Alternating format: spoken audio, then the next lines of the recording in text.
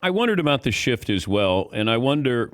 I mean, I'm okay with the shift, but I wonder if can you make it where the shortstop can't go on the other side of second base, or vice versa. Like, how much of a shift are you going to allow?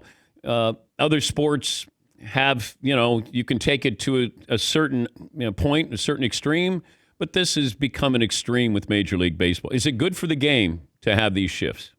I think the competition committee is having conversations about a variety of rule changes. And I know one that has received an extensive amount of attention is the shift. A lot of people feel that the extreme shifting that you're talking about, let me use your word, okay, Yeah.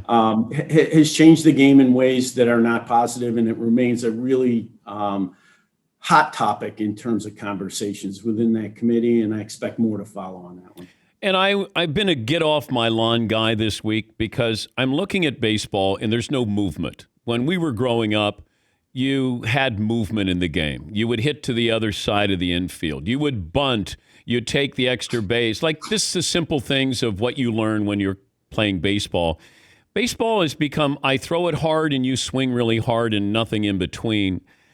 How concerned are you about, you always talk about growing the game. Like, do you like where the game is right now? When you're watching this game, is this is this entertainment?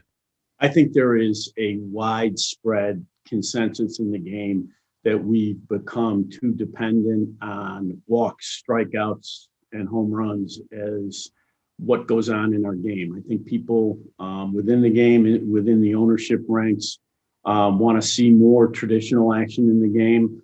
And there's a lot of conversation going on about how you motivate players to play the game in that way.